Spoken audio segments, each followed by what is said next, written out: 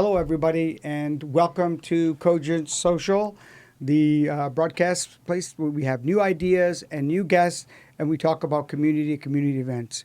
So today's social is a very special guest of mine. His name is Dr. Damodar Sahu, and he'll be talking about data privacy. So I'm going to go ahead and turn this over, and then let him sort of do his introduction, and then we'll go from there. Okay, thank you. Okay, Dr. Sahu, you want to introduce yourself to the Absolutely. audience? Thank you, Ajay, for inviting me. Pleasure to be here, and pleasure to be always with you. Thank you. Appreciate that. Whether in studio or outside studio or in temple, right, or in social gathering, I appreciate that. Yeah, so I'm Dr. Damodar Sahu. I'm co-founder and chief growth officer at Data Safeguard, and I'm based in Michigan, Troy City. I come with 30 years of experience, both tech and non-tech. And if you see my background, all my previous companies, my experience, it's not conflicting each other. It doesn't mean that I planned for that. It just happened. I always went with the flow, but the flow is always in a positive direction, right? So we'll talk about more on data safeguard and data privacy. Yeah. Ajay. Yeah, I've read some of your articles. I've also watched your dances, which we'll talk about later. You've got some unique way of presenting, which I think is great because it adds character to what you're trying to, the message that you're giving people. So that's great. Thank you. Okay. So you want to kind of talk a little bit about how did you get into this? Like what spawned you to get into data privacy, especially today when, there's cybersecurity there, and we're noticing that data privacy, a lot of people don't know what it is, but it's very well needed. Maybe you could tell us how you started this and, how your journeys keep going with data privacy. Absolutely. No, great question, Ajay. We all know since our childhood, right? Our parents also used to tell us privacy matters, right? Right. And, 20 years ago, the moment the security or cyber security come into play, enterprise, investor, company, OEMs, they all invested and grown like crazy, right? Forgetting the privacy. Privacy is the first line of defense. Security comes in periphery. Let's say we are in studio, right? And so in between you and me, if something happens, it's privacy, right? Right. To safeguard the studio, we have camera, you can protect it, right? Mm-hmm. So privacy is the first line of defense, and security comes in periphery. So answering you, during pandemic 2020, peak pandemic, when we couple of friends, we try to think of what we should do next, So we are come with enterprise background. Mm-hmm. Yeah, I come with large IT consulting, IT services background, where we used to handle a lot of large enterprise customers, especially in banking and financial domain, insurance, healthcare. So one of our customer, they told, hey guys, if you want to do something literally disruptive, get into privacy domain, and that too data privacy, and make it little bit responsible AI and ethical AI, and let it be powered by AI. Make it automated. Okay. There are a lot of that was very early on, then, right? Not a lot of people knew about that. Absolutely. Those kinds of things. Okay. Tremendous. Tremendous. So that has actually led us to focus on privacy. Then we did a lot of research, talked to a lot of our customers, friends, families, investors. Everybody has told, that is the domain you should get into this. Okay. Why? Today's financial crime happening, right? It can be digital arrest, it can be financial crime. That actually come from the synthetic fraud. And the synthetic fraud has come from data breach. So data breaches are leading to synthetic fraud, and synthetic frauds are leading to financial crime. So we thought, why not to address the problem at the core? The core is data breaches, right? And why the data breaches happens? No, because the privacy or data privacy is not taken care of. So let's say my personal information or my sensitive information, my health information, my personally identified information, let's say my social security number, my address, phone number, my email ID, my family secrecy, or my health records, if get compromised, then what happens, Then with algorithm of AI ML, the fraudsters create a lot of Frankenstein identity, Gotcha. So that Frankenstein identity leading to financial crime. So we thought, let's address at the core, so that if we can stop or we can prevent all the data breaches. Even though data breach happens, if the data will be of no use to the fraudster, that means there won't be any synthetic fraud. If there won't be any synthetic fraud, then there won't be any financial crime. So there is a social impact. It's not that we are into startup, we are here to make money, but there is a social impact on it. It's your responsibilities to yeah, protect responsibilities. the yeah, public. Absolutely. And make sure that they're protected, because a lot of people, I don't think they realize where their data is. Yes. And I'll just preface that was especially with AI these days, Yeah, right? absolutely. They were saying AI has gotten so sophisticated that anybody can look like anybody else. Oh, yeah. And that's an issue because That is your Frankenite identity, right? Let's say my social security number, your name, your son's address, my daughter's email ID, somebody's phone number. I can create one identity, but all the 5 elements doesn't belong to one. Right. Okay. 5 different people. That is called your Frankenstein identity, duplicate identity, right? I gotcha. So Okay. that's how it happens. If I can breach millions of data, let's say, if I can go get into a middle school data, or let's say, Or even social prison data. media, right? Yeah, If you social look media. at Facebook and Absolutely. some of these other Absolutely. places, they're not that secure. Yeah. And anybody can go on there and look at somebody and create that identity, right? Absolutely. Okay, got it. Yeah. So with that in mind, what are you guys doing to make that awareness, or what should maybe some normal people, because you're very sophisticated, you understand that, right? You've got a background such as mine in cybersecurity, but for the common person, they have no idea what's going on. So what would you recommend? Great question. So I will start with consent. Whenever you go, if you write, or if you're app, or if you are giving your consent, please read it. Which data actually you are allowing somebody to use it, right? Okay.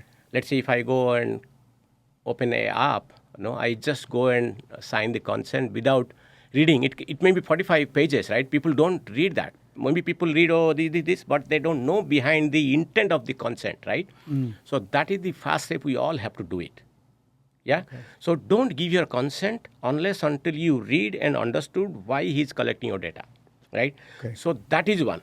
So if you see this today, the consents are unidirectional. Tomorrow, let's say I sign somebody today.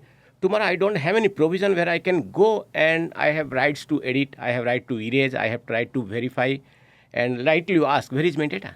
Right. Where is my confidential information floating across the enterprise system? Where are my health records? I don't have any clue. Even also if I go to my enterprise, they don't have any clue at this moment. So that's why we thought, let's make it a little different, right? Okay. So we'll talk about a little bit about our product later on. Sure. But just to address to public, don't give your consent so easily. Read it, understand it, then give your consent. Right? Okay, so that we call consent management. A lot of the stuff is very lengthy. Yes. And it's, assumed that, you just go, because I do it. I just sign the thing and next thing I know it. Yeah. And I don't know what recourse I have at that point if the data gets breached, right? Absolutely. And because of that, do you know how many marketing emails, how the phishing emails you are getting? Oh, I get hundreds. Hundreds. I have signed once, but it end up getting 100 and it getting multiplied day by even day, when right? you say opt out and all these things, Yeah. it just still keep sending these things. And the problem is these emails are starting to look so legitimate now. I got one from Chase a couple of weeks ago that said, hey, we didn't get your account number. It wasn't probably, the logo was perfect, everything. But, I'm smarter than that because Chase would never ask you that stuff over an email, right? It's typically, somebody calls you or somebody comes into the branch. Yes. So, but I looked at everything and it was amazing how close it was. Absolutely. These are all phishing attempt, right? On email. Yeah. If you go and click it, it looks like same. You can't, an empty eye, unless until you apply your mind, you go and click it, which domain, whether it is coming from, like you talk about chase.com.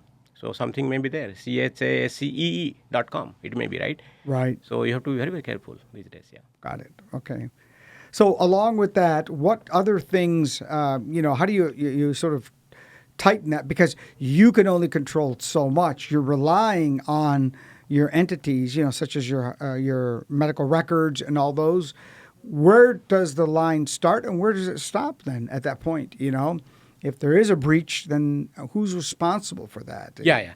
So absolutely, if data breach happens, basically the fraudster, they try to breach the enterprise data, right? So enterprise data means where the data is on downstream, mostly that data breach happens, Okay. And downstream means where we take the data from production environment, do some DevOps, QA, testing, right? Right. And we don't either mask or redact all those sensitive information while taking the data from, let's say, production system. Got We it. leave it there, right? It doesn't go back, right? Yeah. So our system, what it does on real time, because of our proprietary engine, AI engine, we call it cognizable computing engine, on real time, it goes and detect or discover and identify and confirm that these are the sensitive information or non-sensitive information, or maybe finance information, your PFI, protected health information, Okay. or PII, personally identified information. It go, detect, discover, classify as a sensitive, non-sensitive information. And on regular interval, it will go and redact the information on all the data set. Oh, wow. All data set. It can be structure, semi-structure, unstructured, your email, your So it doesn't matter where the data doesn't is? Matter. Doesn't matter. It can be in a cloud, It can be cloud. It can be somewhere. on-prem, your enterprise cloud, your simple email, your let's say drive, any sort of PDF, any Excel, PowerPoint, Word. It will go on real time. It will we call it DIC technology: detect, identify, confirm, and classify as a personal information or sensitive and non-sensitive information. Got And it. on a regular interval, it will go and redact all those information. So after that, if any data breach happens, those data will be of no use to the fraudster because all those sensitive informations are already scrubbed. redacted on Go. I got you. So the fraudster will get all junk data. That is of no use to anybody. Even though they put the data on dark web, nobody will buy it. I got you. So that is the USP we have, which none of our competitor has it, because our cognizable computing engine at this moment, it's a responsible and ethical AI. It's a supervised learning, right? And we are not using any open AI, chat GPT, like that. So it gives at this moment 99.54% accuracy. Okay. Yeah, Got it. yeah. So explain this. The other thing is now we understand that the data can get compromised. Your product or solutions can help with that, obviously. What about synthetic fraud? Explain me what synthetic fraud is. What is that? So let's say once the data breach happens, let's say the data breach happens in millions, right? Yeah. Let's say if you see any telecom or banking, credit card, or let's say your health records, right? We are in Michigan, so recently happened, right, on healthcare, right? Sure. So what happens once the data goes to dark web? There are state sponsor and there are cyber criminals. They buy those data. Sure. And again, AI has a both side, right? And I advocate for responsible and ethical AI, but they don't, right? So with help of the other side of the AI, they do permutation, combination, and they create millions of duplicate identity. And that duplicate identity, let's say for an example, they will, let's say if I give you an example, recently happened in California state. I mean, it's there in public domain. The fraudsters were able to breach the prisoners' data and middle school data. Wow. So middle school means teenagers mostly, and our SSN, their SSN are alertless. Wow. If I go and if I apply for a card or mortgage, Sure. I immediately get, right? But Right. those are alertless. If somebody is there in the prison, no income. Absolutely. So SSN, right? Or kids. Yeah, No, kids, there's right? no- And you see, I mean, if they could able to breach millions of record and they create a Frankenstein identity, right? Yeah. And they can claim back to government, let's say unemployment bonus, or they go and apply credit card. They go and apply a lot of bank, So there's no checks and balance with that? At this moment, that anomaly detection, a lot of banks or financial organization has it, but the way they create it, all the 5 elements doesn't belong to one person, but they are all real elements. Let's say real SSN number, real email ID, real phone number, real address, right? So then it is very difficult. Okay. And everything happens online. They claim, then pass, I think 32 billion or something. The government has, I think 2023 or 2024, they So lost that could it. mess up somebody's Yeah. and And you know what? Yeah. Right? I mean, Yeah. if you're a teenager and you don't know what's going on in the background and your data has been breached because, let's just say, from school, somebody takes it because a lot of the educational institutions use the Social Security number and everything. That's how they get their funding and everything from. So If I tell you what is the, what do you call, financial crime happens in this world per year, it's $3 trillion US. wow. per year. Per year. Wow. 3 trillion losses. That means losses to banks, government. Mostly, I mean, financial crime is mostly Yeah. treasury and banking, right? So Right. it's a 3 trillion losses. Yeah. If you can address some of it, it's a huge boost to the economy, right? So is that part of what you guys try to do? Yes. Is So try at to this minimize moment, the At this impact? moment, we are only addressing the privacy part because privacy Sure. at the core. If we can stop there, then it won't come here, I gotcha. right? So Right. ultimately, this is addressed. But yes, we have also product coming up that is called synthetic fraud prevention, right? Okay, So you got can it. detect Okay. the anomaly, right? I mean, so that product is halfway through. It'll come up soon. Yeah. So let's talk about a couple other things because everybody's been talking more and more about AI. What are the ethical concerns and the responsibility and exclusive on AI? Because to be quite frank with you, everybody's using it now today. It's not a thing that hey, this is the future. It is the future. In the next 2-3 years, it's going to exponentially explode. Actually. Absolutely. So, what can we do, and what do you think are best practices, maybe, or some things, besides, I know you've got the product, but what else can we do to help thwart those kinds of bad actors away from that, or get companies more responsible ethically, right? Yeah. Because they want their employees to use AI, but I don't know if people really understand what you're doing when you sign up for like a GBT chat or you sign up for Perplexity or one of the other engines out there. So if you could talk about that a little bit sure. and those risks, that would be great. Yeah. I mean, you give an example of Perplexity or ChatGPT, right? Or Yeah. let OpenAI. I mean, they're all public AI, right? Yeah. So to public, if you are using it, be careful what exactly you are prompting or commanding or asking the ChatGPT or the Perplexity or the OpenAI to answer you. And I suggest don't disclose much on your personal information, right? Okay. You can use it. Let's say people are using writing a essay, point of view, or let's say grammar, right? That is absolutely fine, right? And but you take an enterprise version. If you are a developer, you want to code something, you want to create something, that is absolutely fine. But don't disclose much over there, right? I see. For an example, for us, because we are into privacy domain and we advocate privacy, right? So we don't open, but we have our own AI that is supervised learning, as I talked. That's why if it is supervised, that means what? It's a responsible AI, and of that leading to ethical. Yeah, but how do we know it's supervised? Okay, What's supervised the, means the data which you are using, that is a synthetic data, right? Okay. And the let's say for an example, identifying an address in US versus India is different, right? Let's say if here straightforward, you have given me address, I am here, 1240 some Troy, Michigan 48084, right? So it is little easy. Let's say if I go to you have been to Bombay, right? So let's say Bombay address near some temple, near some church, right? Behind LIC colony, and next to the dabber shop, right? I'm just giving an example. Sure. Yeah. So here it is easy for that AI model to identify and detect and give that answer back. Okay, this is the correct address. There it will take time to, okay, these are the pattern, right? For an example, here we have SSN number. In India, we have Aadhaar card. Right? Or PAN number, right? And Europe has a different, or Canada has a different, right? So how you are actually creating and what is AI? AI is nothing but it's a self-learning, right?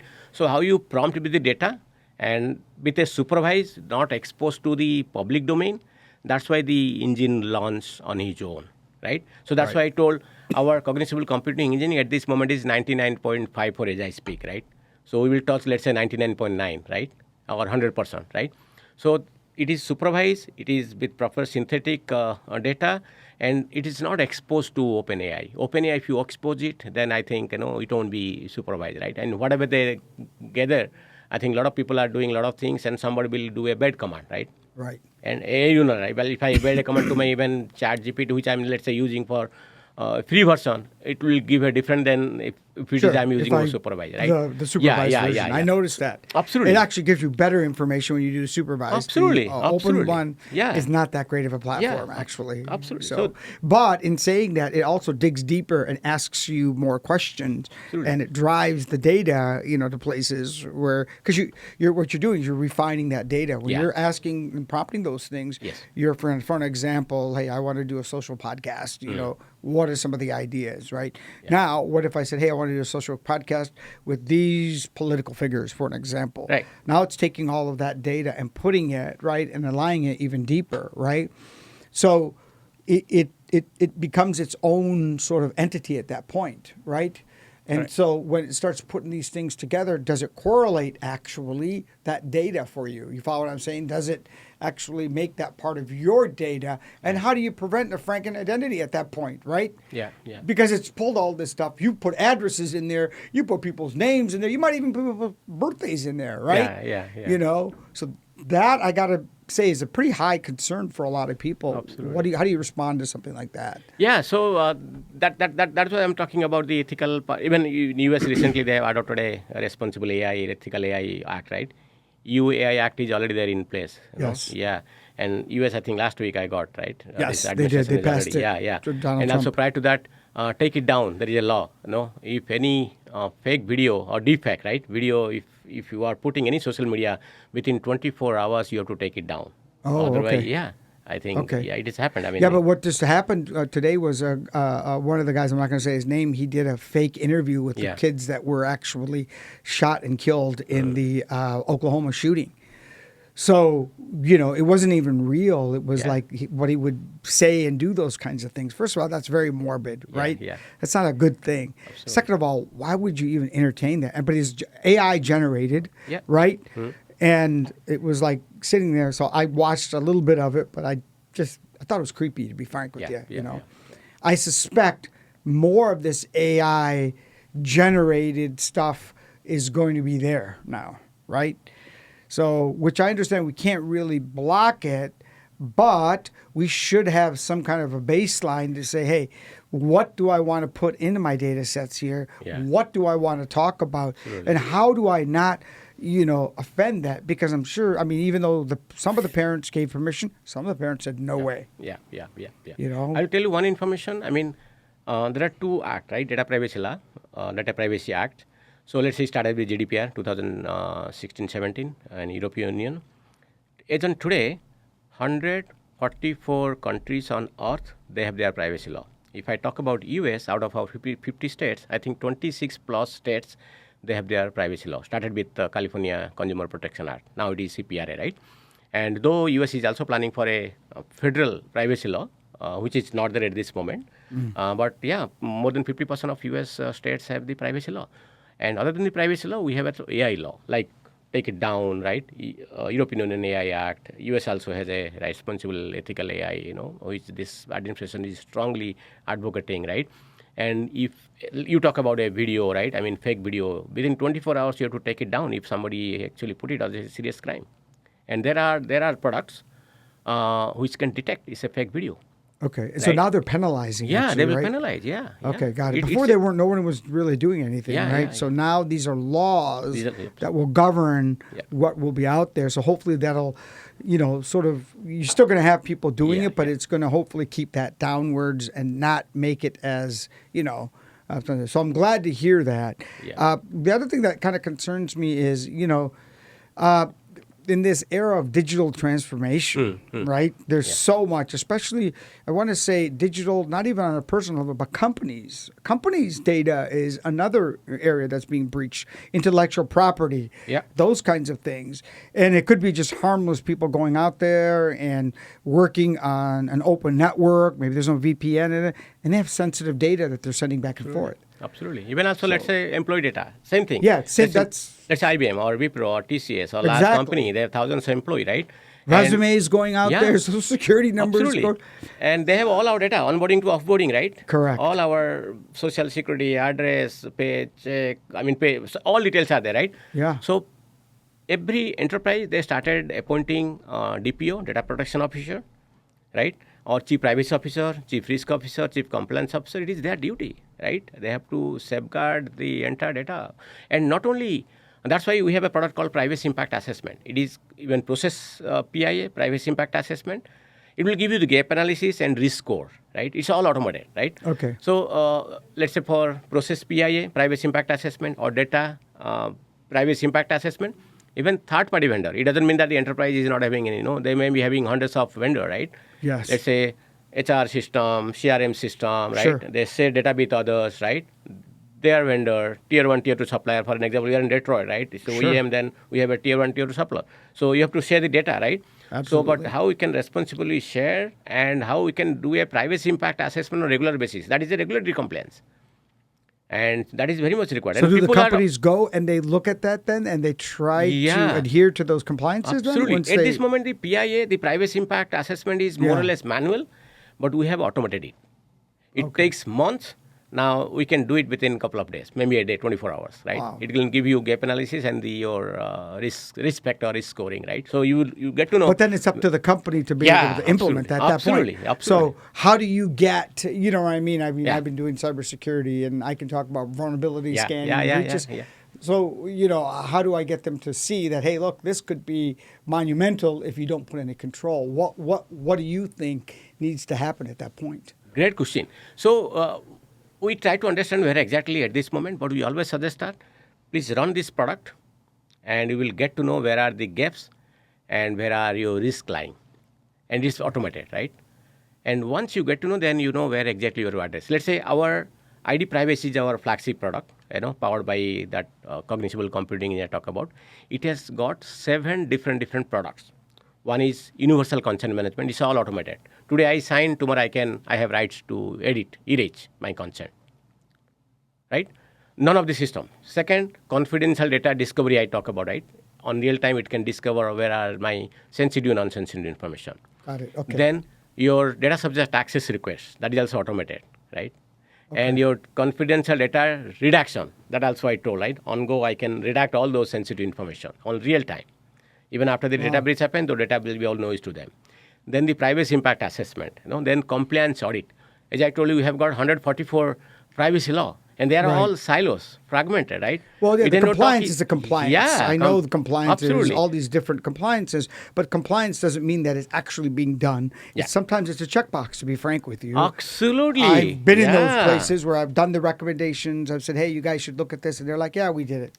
So, So it should not be a checkbox compliance. Right. It should be a real compliance, and that privacy should actually, we are telling this privacy should actually enable to a business enabler. What does it mean? The moment you say you are everything automated, you give access to your consumer. Hey, you have, let's say we are in automotive hub, right? Connected car is a connected data. Sure. And consumer data is vulnerable. I mean, Well, that's why the one of way the I reasons drive we don't allow ups- certain Yeah. automobiles in the United States here, Yeah. specifically from China and stuff, because of the data privacy. We have no idea where that data is going. Absolutely. Once it leaves U.S. borders, it's gone. Absolutely, It's done. absolutely. I'll give I you mean, that example. was the whole thing with TikTok, right? Absolutely. TikTok they were concerned about where that data is going. And if that data gets breached, then what recourse do we have since it sits in another country? You know how much penalty US alone has paid 2024? 23 billion to regulatory. That should we not- know of. Yeah, and these are A known, lot of people right? don't report that either. And you know, every 39 seconds there is a data breach happening in this world. Yeah, Majority are not reported, right. but every 39 seconds there is a data Yeah. breach. I'm And gonna- one data breach costing enterprise close to, I think, on an average, 9.5 million. Wow. Because you have to, aftermath of the data breach, right? Sure. You have to do remediation, correction, you have to send letter, right? I mean, you know that. It's a lot of and process. the trust factor of consumers to that company is going down. Wow. And I can give you an example. It's there in public domain in California-based DNA company. Right. During pandemic, they got data breach, I think 2021. There was a closing. I think they have already filed bankrupt. Wow. Because of one data breach, right? I'd like to invite you back because we're running out of Sure. time at this Yeah. point. Thank so you, Ajay. Yeah. I really appreciate all this. And again, I will share any kinds of links or those kinds Sure, of things with the public that they could go and look at these kinds of issues. Also, hopefully, we'll have you back. Maybe talk Yeah. a little bit more about those kinds of things. So I'm going to go ahead and just turn it down. Again, everybody, really appreciate everybody coming for this podcast. And I will get the details for Dr. Shu if you have any questions. And thank you again. Thank you, Ajay, having me Welcome. here. Yeah. Bye.